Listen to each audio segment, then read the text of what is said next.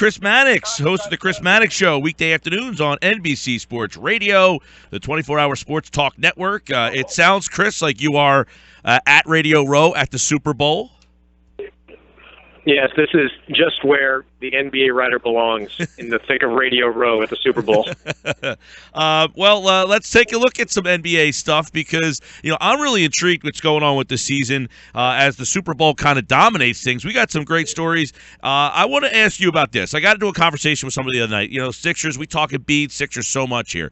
And the guy's question to me was, if Cousins and Anthony Davis can't carry their teams to any respectability, why should we believe Embiid can do that for the Sixers? Is that a fair conversation? Is that a fair question? Not really. I mean, there isn't a single player in the NBA that can single-handedly carry their team anywhere. And DeMarcus Cousins has had little to no help over the last few years. Anthony Davis has seen the talent around him dissipate over the last couple of years. Joel Embiid needs help, but Ben Simmons is on the way. Another high draft pick is probably on the way, maybe two if the Lakers fall outside that top four. It's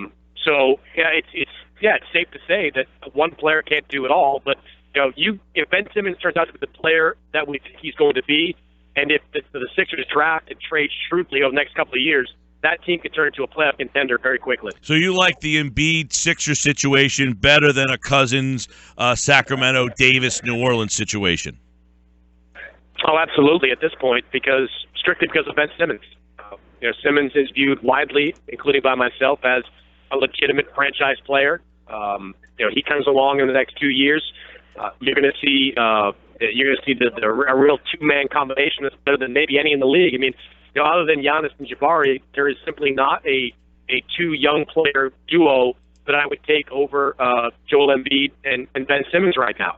And the only reason I would take those two is because the injury history of Simmons and Embiid is what it is. So I think they're in a great position. It's going to take time. I mean, you're not going to get this done for the next couple of years. But by year three of this, they should be in a good spot. Chris Mannix with us. You talked about legit franchise players. I want to morph into that conversation. What is your take on Isiah Thomas and the Celtics? They passed the Raptors. Are they a legit threat to the Cavs right now? Are you worried about the Cavs and can Boston be that legit threat? Yeah, they're a legit conference finalist. I don't know yet if they're a legit threat to Cleveland. One thing Cleveland's able to do really well, and you've seen this in the last two finals, is they aggressively crash the boards. Tristan Thompson's a monster. Kevin Love rebounds with the best of them. Those two guys are going to be real problems for Boston. They don't rebound well at all, and their defense has to improve too. I mean, Isiah Thomas has been great. He is, in my opinion, a top 5 MVP candidate right now, ahead of even the likes of Steph Curry and LeBron James because of what he's done in the fourth quarter. But they've got to shore up their defensive rebound. They might be able to get past Toronto, but it should be noted that the Raptors last night did not have DeMar DeRozan in that game. So they'll have problems there. But I look at Boston right now at the conference finals being their ceiling. They're a move and some development away from getting there. Yeah, I was going to ask you, is there a move for them to make? Is there somebody that Danny Ainge should target or is targeting that he can say, you know what, let's go for it this year. Let's see if we can knock off the Cavs. Oh, they're still in the Carmelo Anthony sweepstakes, no question. What will they give up? Will the Knicks be willing to take it? I'm not so sure about that. That remains open. I keep an eye on Andrew Bogut, though. Bogut is going to be available, I think, for a deal in Dallas. He would really solve some of their problems. Al Horford has said to me repeatedly, I am not a center, and his rebounding issues are pretty much indicative of that. You get Bogut and are able to play him 25, 30 minutes a night. You give yourself a big body with experience. He would be a real plus for the Celtics. I know a team that has a lot of centers, Chris. Any interest in any of the 4 or 3? I guess one's not going anywhere. But do you think Philly and Boston have a connection? I think they would talk about it, and I think they've certainly talked in the past, especially about Noel and Noel. But it's all about the asking price, Mike. I mean, the issue that the Sixers are having is that they look at their guys still as 2 top 6 picks, and across the league, people don't really look at them. I was talking to one executive last week who said, I look at Okafor and Noel as being solid role players with my team. And the Sixers, in terms of trade value, I mean, I think they're still looking at those guys as being a little bit more than that. So until the demand meets the asking price, there's always going to be a disconnect. Do you think it's going to be active at the deadline, or because Golden State seems just so head and shoulders, do teams just concede this year and say, you know what, let's not do anything radical. We'll sit back and, see what happens next offseason? Or do you think teams will be active at the deadline?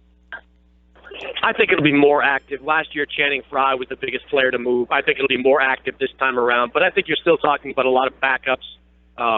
Big men could move. We've heard Jusuf Nurkic's name in Denver on the market. Costa Kupos in Sacramento could be had, I think, for the right price. There are some guys out there, but the A-list guys, it's going to be tough. I think the more needle movers might be at the buyout deadline when a guy like Darren Williams, maybe Rajon Rondo, maybe Jameer Nelson, maybe could wind up on the market and open to signing with a team that could use them to be a difference maker. Right, and that would be a team like Cleveland, right? Like they would hold off to that deadline to probably make a move of that ilk. Yeah, I think the Cavaliers will be the most aggressive on some of these players, especially the point guard position.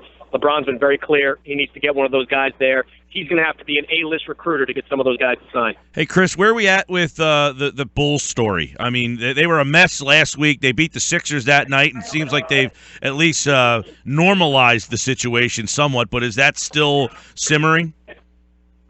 Yeah, look, they're just beginning a 6-game road trip, and I think this road trip is really going to define them. I mean, right now they're in 7th in the Eastern Conference, which, as crazy as it's been, that's kind of where they expected to be at the start of the season. I mean, they didn't have any shooting.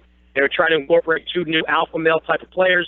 As bad as things have been the last couple of weeks, as dysfunctional as it looks from the outside, they're still right there in that range where they want to be. I think if this road trip bottoms out, if they wind up going 1-5 or something like that, we could see somebody move. I don't know who at this point, but we could see something change, whether it's a coaching change, a player move. But I think this 6-game road trip is going to really define them. Last one for Chris Mannix from NBC Sports. In the first month of the season, we talked about the Lakers. They were 10-10. What has happened to that team? Well, I mean, I think they were a little bit lucky early on. They got some end-of-the-game wins. Their young players in the fourth quarter played above their heads.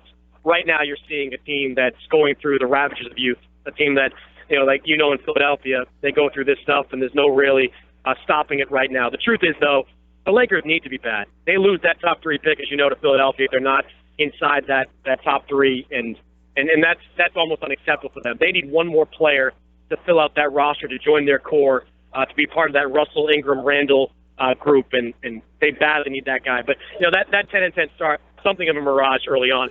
This is the team that they kind of are right now. Talking NBA here on the Sports Bash with Chris Mannix. He's in Houston for the Super Bowl. What's the feel out there? Is it mostly Patriots? Well, it's Patriots predictions, that's for sure. I don't know many people, if any, that are taking the Falcons in this game, but it's the usual hype, man. I mean, it's Radio Row's pretty packed, and I think everyone's kind of hoping for a shootout, which I think we're going to get. Should be a fun one. Chris Mannix from NBC Sports Radio. Download the NBC Sports Radio mobile app today. Take care, pal.